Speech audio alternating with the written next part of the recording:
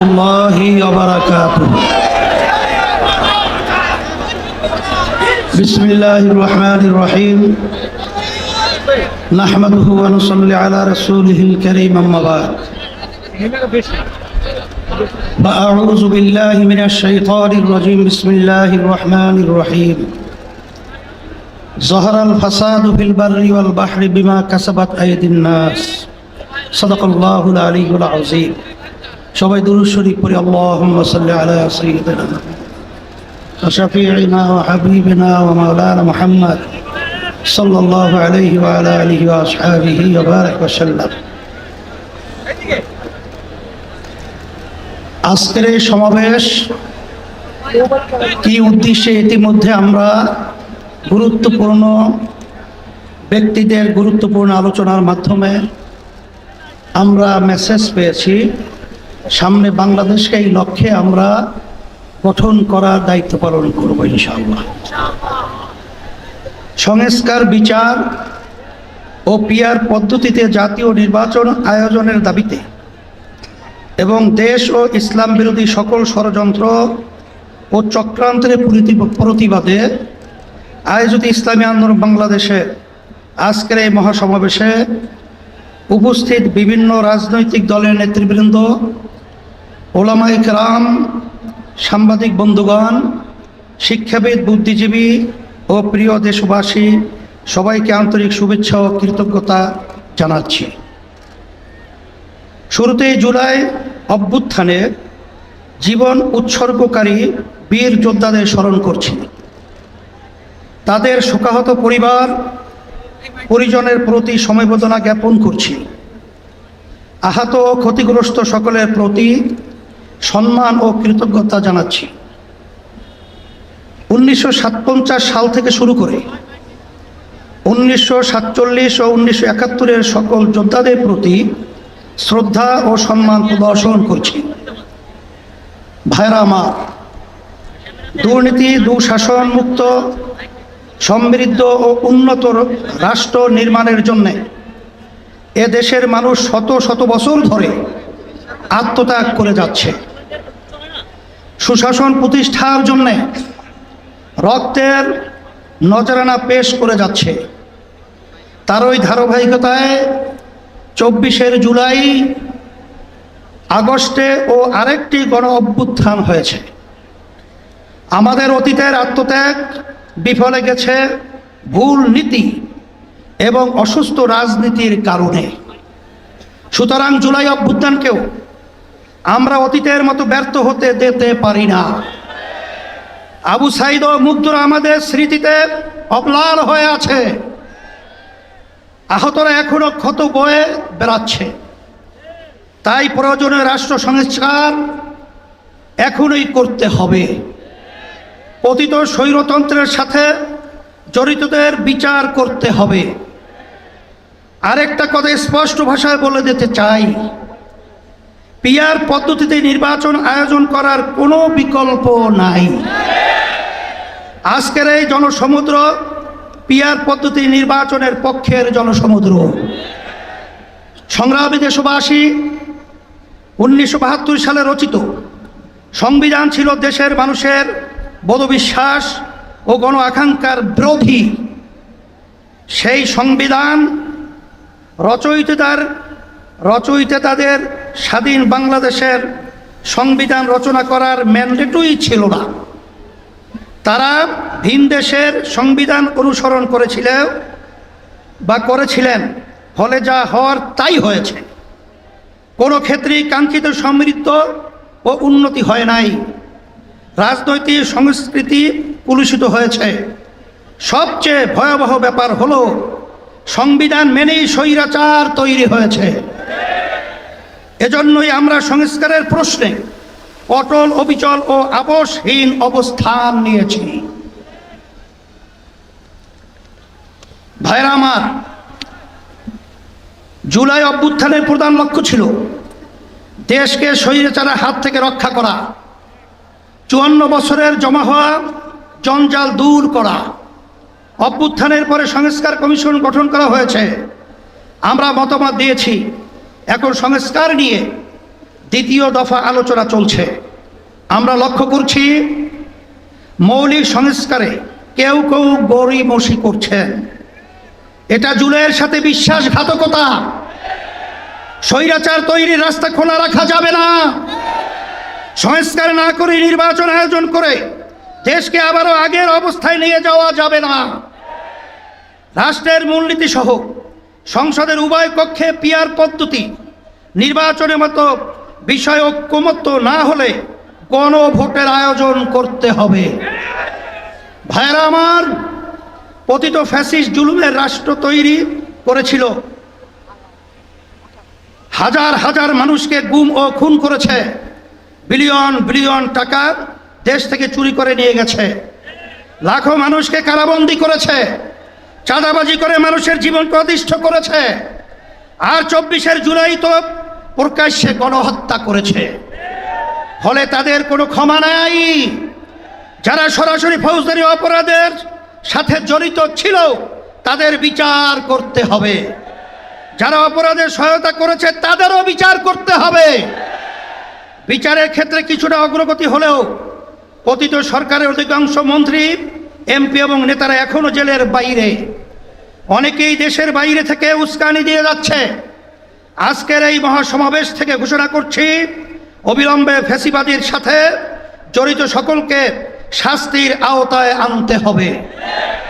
আরেকটা কথা বলি, সুপ্রিম কোর্টে বিচারপতি নিয়োগ নিয়ে অতীতের মতোই বাতাসে নানা রকম কথা ভাসছে।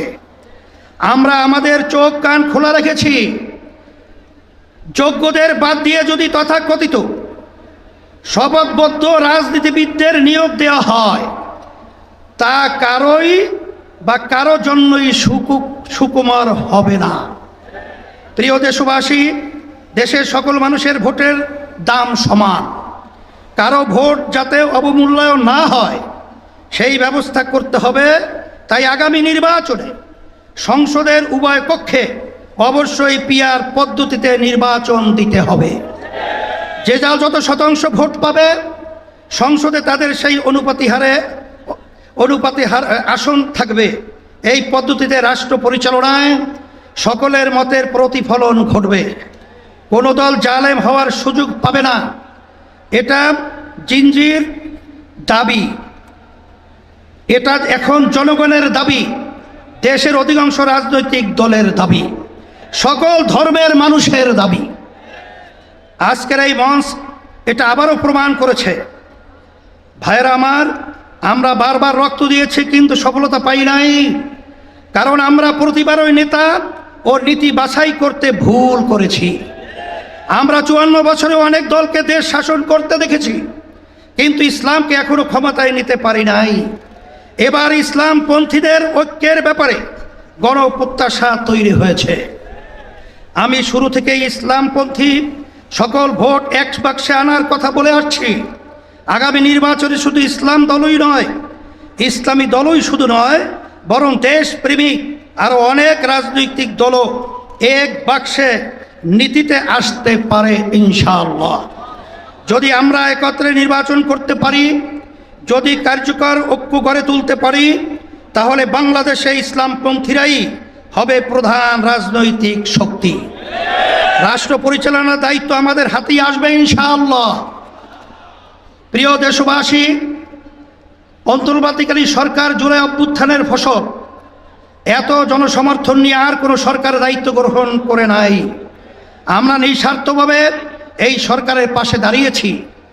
সরকারকে বলবো, সংস্কার, বিচার ও সুষ্ঠু নির্বাচনের যে অঙ্গীকার নিয়ে আপনারা দায়িত্ব নিয়েছেন, সেই দায়িত্ব পালনে অবিচল থাকুন।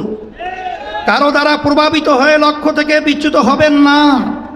নিরপেক্ষ থেকে দায়িত্ব পালন করুন। আমরা আপনাদের পাশে ছিলাম, আছি এবং থাকবো ইনশাআল্লাহ। প্রিয় ভাইয়েরা আমার, আইন শৃঙ্খলা পরিস্থিতি, রাজনৈতিক চরিত্র, চাঁদাবাজির ক্ষেত্রে অবস্থার এখনো কোনো পরিবর্তন হয় নাই। একটি দলের বিরুদ্ধে অভিযোগ উঠেছে, কারো নাম ধরে সমালোচনা করতে চাই না। তবে পুরনো রাজনৈতিক অপসংস্কৃতি জিয়ে রাখার চেষ্টা সহ্য করা হবে না। রাজনীতির নামে সন্ত্রাস, চাঁদাবাজিকে অবশ্যই প্রতিহত করতে হবে ইনশাআল্লাহ। ভাইরা আমার, আমাদের প্রধান লক্ষ্য হবে মানুষের জীবনের নিরাপত্তা নিশ্চিত করা এবং গণমানুষের জীবন মান উন্নত করা, ভবিষ্যৎ প্রজন্মের জন্য নিরাপদ দেশ গড়ে তোলা, মানুষের বিশ্বাস ও চিন্তার স্বাধীনতা নিশ্চিত করা। আমরা একটি সমৃদ্ধ বাংলাদেশ নির্মাণ করতে চাই। কৃষক ও শ্রমিক ভাইদের উদ্দেশ্যে আমি বলতে চাই, অতীতে কেউ আপনাদের স্বার্থ রক্ষা করে নাই, আপনাদের শ্রম ঘামের প্রকৃত মূল্য কেউ দেয় নাই। ইসলামী শক্তি ক্ষমতা এলে আপনাদের স্বার্থ নিশ্চিত করা হবে ইনশাআল্লাহ। ব্যবসায়ী ভাইদের উদ্দেশ্যে বলতে চাই, আপনাদেরকে পদে পদে চাঁদা দিতে হয়, প্রশাসনিক হয়রানির শিকার হতে হয়, বিদ্যুৎ জ্বালানি নিয়ে ভোগান্তির শিকার হতে হয়, ঋণ পাওয়া নিয়ে ব্যতিব্যস্ত হতে হয়। ইনশাআল্লাহ আমরা রাষ্ট্র পরিচালনার দায়িত্ব পেলে আগামী বাংলাদেশ হবে ব্যবসা বান্ধব বাংলাদেশ। জেনজিব তরুণদেরকে বলি, তোমরা আমাদের ভবিষ্যৎ, তোমাদের সম্ভাবনা কিসের জন্য আমরা ওয়াদাবদ্ধ। আমি আমার প্রিয় তরুণ যুবকদের আশ্বস্ত করতে চাই, আগামী বাংলাদেশে তোমরাই হবে মূল শক্তি। ইসলামী আন্দোলন বাংলাদেশ তার ব্যবস্থা করবে ইনশাআল্লাহ। তোমাদের জীবনের প্রথম ভোট হোক সত্যের পক্ষে, কল্যাণের পক্ষে, ইসলামের বাক্সে। যদি তোমরা এটা করতে পারো, এদেশকে আমরা গড়ে তুলবই ইনশাআল্লাহ। আমাদেরকে কেউ দমাতে পারবে না ইনশাআল্লাহ। আমরা কথা দিচ্ছি, আমাদেরকে দায়িত্ব দিলে দুর্নীতির দুঃশাসন মুক্ত একটি সমৃদ্ধ বাংলাদেশ তোমাদের উপহার দেব ইনশাআল্লাহ। প্রবাসী ভাইদের উদ্দেশ্যে আমি বলতে চাই, আপনারা এদেশের অর্থনীতির অন্যতম প্রধান শক্তি, আপনারা আমাদের প্রেরণা, আপনারা ভিআইপি। আপনাদের উপযুক্ত সম্মান এবং ন্যায্য চাওয়া, যা যা করার দরকার আমরা তাই করব ইনশাআল্লাহ। সম্মানিত ওলামায়ে কেরাম, আপনারা দেশের শ্রেষ্ঠ সন্তান, অথচ অনেক ক্ষেত্রেই আপনারা অবহেলিত এবং রাষ্ট্রের সুবিধা থেকে বঞ্চিত।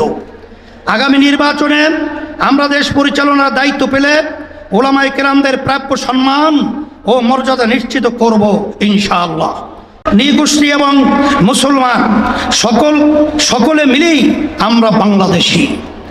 এই দেশ আমাদের সকলের, ধর্ম বর্ণ নির্বিশেষে সকলের জানমালের নিরাপত্তা নিশ্চিত করা এবং সবার জন্য সমান সুযোগ ও মর্যাদা প্রদান করা আমাদের রাজনৈতিক অঙ্গীকার। আমার মা বোনদের উদ্দেশ্যে বলতে চাই, নারীরা আমাদের জনশক্তির অর্ধেক।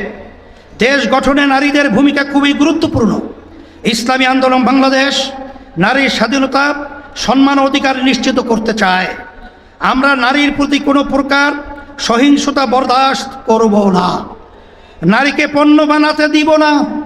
নারীর প্রকৃত মর্যাদা সমুন্নত করাই আমাদের পবিত্র দায়িত্ব।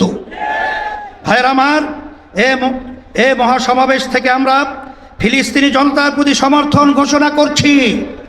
প্রথম কিবলা বাইতুল মুকাদ্দাসের মুক্তিসহ স্বাধীন ফিলিস্তিন রাষ্ট্র প্রতিষ্ঠার জন্য সব মুসলিম দেশের রাষ্ট্রপ্রধানদের কার্যকর উদ্যোগ নেওয়ার জোর দাবি জানাচ্ছি। সংগ্রামী ভাইরা আমার, আমরা রাষ্ট্রের সুশাসন চাই, জবাবদিহিতা নিশ্চিত করতে চাই, যেখানে রাষ্ট্রপ্রধান ও জনতার কাছে জবাবদিহি করতে বাধ্য থাকবে। আমরা ন্যায়ের শাসন প্রতিষ্ঠা করতে চাই, আমরা দুর্নীতিমুক্ত বাংলাদেশ প্রতিষ্ঠা করতে চাই, আমরা দক্ষ সৎ জনপ্রশাসন গড়ে তুলতে চাই। প্রতিষ্ঠার পর থেকে আজ পর্যন্ত ইসলামী আন্দোলন বাংলাদেশ কখনো অন্যায়ের সঙ্গে আপোষ করে নাই, শর্টকাট পথে ক্ষমতায় যেতে চায় নাই, নীতি বিসর্জন দেয় নাই। সব কিছুর ঊর্ধ্বে আমরা ইসলাম, দেশ ও জনগণের স্বার্থকে প্রাধান্য দিয়েছি। আগামীতেও আমরা জনপ্রত্যাশাকে পূরণ করতে চাই। প্রিয় নেতাকর্মীবৃন্দকে বিশেষ করে আমরা বলবো, আপনারা অনেক ঘাম ঝরিয়েছেন, অনেক সময় দিয়েছেন, অনেক রক্ত দিয়েছেন, জীবন দিয়েছেন। আপনাদের কোরবানির বাদৌলতে ইসলামী আন্দোলন বাংলাদেশ আজ গণমানুষের শক্তিশালী রাজনৈতিক দলে পরিণত হয়েছে। এখন সময় ফসল ঘরে তোলার। সুতরাং মহাসমাবেশ থেকে ফিরে গিয়ে কমিটিগুলোকে আরও সক্রিয় করুন। গ্রাম মহল্লা ভোট কেন্দ্র ভিত্তিক কমিটি গঠন করুন। সকল ভোটারের কাছে গিয়ে দাওয়াত দিন। তাদের সামনে ইসলামের সৌন্দর্য শ্রেষ্ঠত্ব তুলে ধরুন। সকল ধর্মমত পথ ও মাসলাকের সাথে সম্পর্ক উন্নয়ন করুন। সকল পেশাজীবীদের সাথে সম্পর্ক ঘনিষ্ঠ করুন। প্রিয় দেশবাসী, আগামী বাংলাদেশ ইসলামের বাংলাদেশ, আগামী বাংলাদেশ দেশপ্রেমিকদের বাংলাদেশ, এই লক্ষ্য অর্জনের সকলকে সর্বোচ্চ শক্তি নিয়োগ করার আহ্বান জানাচ্ছি। আসুন সকলে মিলে আমাদের স্বপ্ন পূরণে একযোগে কাজ করি। আজকের মহাসমাবেশে আসার জন্য সবাইকে আবারও ধন্যবাদ ও কৃতজ্ঞতা জানাচ্ছি। ইসলামী আন্দোলন বাংলাদেশের সকল নেতাকর্মীকে শুকরিয়া জানাচ্ছি। আপনারা যেন পরিশ্রম করেছেন, তার প্রতিদান একমাত্র আল্লাহই প্রদান করবেন ইনশাআল্লাহ।